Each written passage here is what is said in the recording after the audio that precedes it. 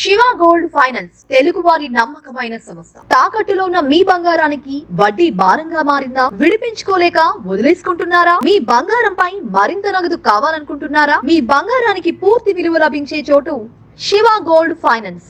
మీ బంగారు నగలు తాకట్టులో ఉన్నాయా? అయితే ఇప్పుడే 2 తెలుగు రాష్ట్రాల్లో ఎక్కడ ఉన్నా వెంటనే సంప్రదించండి. శివ గోల్డ్ ఫైనాన్స్ వారిచే బ్యాంకులలో కానీ మరియు ఏ ఇతర ప్రైవేట్ సంస్థల్లో కానీ తాకట్టులో ఉన్న మీ బంగారాన్ని విడిపించి ఈ రోజు ఉన్న మార్కెట్ ధర ప్రకారం కొని నగదు వెంటనే ఇవ్వబడుతుంది. పూర్తి వివరాలకు సంప్రదించండి Shiva gold finance. Phone number 7093169898. July 25, 1975లో అప్పటి కాంగ్రెస్ ప్రధాని ఇందిరాగాంధీ ప్రవేశపెట్టిన ఎమర్జెన్సీలో ఉద్యమించిన ఆనాటి బీజేపీ జిల్లా నాయకులను నిజామాబాద్ జిల్లా బీజేపీ పార్టీ కార్యాలయంలో ఆ పార్టీ నేతలు ఘనంగా సన్మానించారు. ఈ కార్యక్రమానికి ముఖ్య అతిథిగా బీసీ కమిషన్ మాజీ మెంబర్ తల్లోజు ఆచారి పాల్గొని ఎమర్జెన్సీ ఉద్యమకారులను సన్మానించారు. అనంతరం ఆయన మాట్లాడుతూ 1975లో ఆనాటి కాంగ్రెస్ పార్టీ ప్రభుత్వం ఇందిరాగాంధీ నిర్ణయంతో జూలై 25న ఎమర్జెన్సీని ప్రవేశపెట్టి దాదాపు 21 నెలలు కొనసాగించిందని, ఎమర్జెన్సీలో ప్రశ్నించే గొంతుకులను నొక్కి ప్రజలను అనేక ఇబ్బందులకు గురిచేస్తూ పత్రికా స్వేచ్ఛను సైతం కాంగ్రెస్ పార్టీ హరించిందని పేర్కొన్నారు. ఆనాడు ఎమర్జెన్సీకి వ్యతిరేకంగా కాంగ్రెస్ పార్టీ నిర్ణయాలకు, ప్రధాని ఇందిరాగాంధీ విధానాలకు వ్యతిరేకంగా పోరాడిన పార్టీలు ఈ రోజు అదే కాంగ్రెస్ పార్టీకి కొమ్ము కాస్తున్నాయని ఆక్షేపించారు.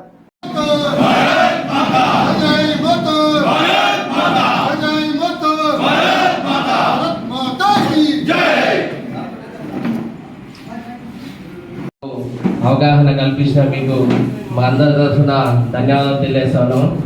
ఇప్పుడు వందన సమర్పణ మన మండల పార్టీ అధ్యక్షులు గుంట వీరేందర్ గారు చెప్పాల్సిందిగా కోరుతున్నాం. దీని తర్వాత స్నాక్స్ ఉన్నాయి, అందరూ స్నాక్స్ తీసుకొని వెళ్ళాలి. ఆనాడు ఇందిరాగాంధీ ప్రవేశపెట్టినటువంటి ఎమర్జెన్సీకి వ్యతిరేకంగా ప్రభుత్వ ఆంక్షలు ప్రజాస్వామ్యానికి వ్యతిరేకంగా ఉన్నాయని ఎదురొడ్డి పోరాడినటువంటి వీరులు వారిని సన్మానం చేసుకోవడం, వారిని గౌరవించడం మనందరికీ కూడా ఆనాటి ఎమర్జెన్సీ, ఆ కాలంలో జరిగినటువంటి దౌర్జన్యాలు, అక్రమాలు, అక్రమ అరెస్టులు, రాజ్యాంగ విరుద్ధమైనటువంటి కార్యక్రమాలని చాలా విషయాలు పెద్దలు మనకు చెప్పడం జరిగింది.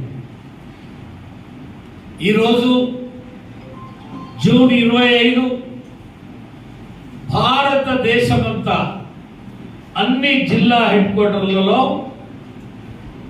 అన్ని పట్టణాలలో కేవలం ఎమర్జెన్సీకి వ్యతిరేకంగా ఆనాడు పోరాటం చేసినటువంటి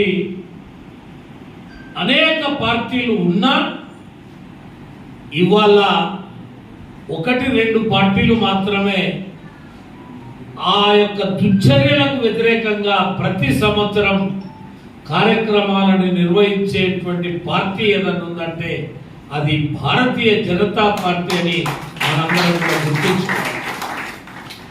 ఆనాడు ఇందిరాగాంధీ ప్రధానమంత్రిగా ఉన్నప్పుడు అలహాబాద్ హైకోర్టు తీర్పిచ్చి నీవు ఎన్నిక చెల్లదని చెప్పి తీర్పిస్తే కేవలం ఇంకొక సంవత్సరం మాత్రమే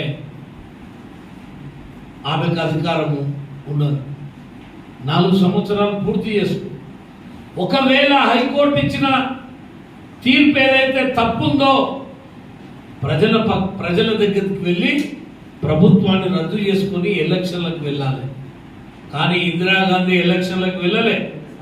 ఎలక్షన్లకు భయపడి మళ్ళీ నేను గెలుస్తానో లేదో, ఈ సంవత్సరం పదవి పోతుంది, మళ్ళీ నేను అధికారంలోకి వస్తానో రానో, నేను చేసిన అవినీతి, నేను చేసిన అక్రమాలకు నన్ను జైల్లో పెడతారో ఏమో అని చెప్పి ఇందిరాగాంధీ భయపడి అంబేద్కర్ రాసిన రాజ్యాంగాన్ని, అంబేద్కర్ రాసినటువంటి కాన్స్టిట్యూషన్ని సవరించి అర్ధరాత్రి రాష్ట్రపతితోటి బలవంతంగా సంతకం చేయించి ఈ దేశంలో ఎమర్జెన్సీని తీసుకొచ్చి ఆమెకు వ్యతిరేకంగా ఎవరు మాట్లాడినా ఆమె ప్రభుత్వానికి వ్యతిరేకంగా ఏ పత్రిక రాసినా, ఆమె తీసుకున్నటువంటి చర్యలకు ఎవరు వ్యతిరేకించినా వాళ్ళని జైళ్ళల్లో వేయాలని చెప్పి అర్ధరాత్రి 25 జూన్ అర్ధరాత్రి 1975లో ఆమె నిర్ణయం తీసుకొని ఉదయాన మంత్రివర్గ సహచరులకు కూడా తెలియదు, ఆమె వెంబడున్న మంత్రులకు కూడా తెలియదు, ఎమర్జెన్సీ ప్రకటించింది. పేపర్లు ఆ రోజు రాత్రి పేపర్లలో వస్తుందని చెప్పి ఎక్కడెక్కడైతే ప్రెస్ వాళ్ళ యొక్క కార్యాలయాలు ఉన్నావో ఆ ఏరియా మొత్తం కూడా కరెంటు తీపిచ్చేసి, ఎందుకంటే ప్రశ్న రావద్దు, వాస్తవాలు తెలియవద్దు, ప్రజలకు ఈ విషయం బహిర్గతం కావద్దు అనే ఉద్దేశంతో ఇందిరాగాంధీ ఒక నియంతలాగా ఆమె తీసుకున్నటువంటి నిర్ణయం ఏదైతుందో ప్రజాస్వామ్యానికి వ్యతిరేకంగా తీసుకొని ఆనాడు సుమారుగా 20 నెలలు, నేను అనుకుంటా 21 నెల నిరంకుశ పాలన కొనసాగించి మెల్లమెల్లగా అక్కడక్కడ ఇలాంటి యువకులు, ఆనాడు యువకులు వీళ్ళు సహించలే. ఈ ఎమర్జెన్సీ ఏంటి, ఈ ఎమర్జెన్సీ వల్ల మా యొక్క స్వేచ్ఛని కోల్పోతున్నాం, పత్రికా స్వేచ్ఛ లేదు, లేకపోతే వాక్ స్వేచ్ఛ లేదు, దీన్ని మేము వ్యతిరేకిస్తున్నామని చెప్పి బజార్కు వచ్చి ఇందిరాగాంధీకి వ్యతిరేకంగా డౌన్ కొట్టిన, వ్యతిరేకంగా మాట్లాడిన వాళ్ళందరినీ తీసుకుపోయి జైల్లో ఇచ్చారు. నాకు తెలిసి సుమారుగా 1,20,000 మందిని జైలు వేసింది ఇందిరాగాంధీ.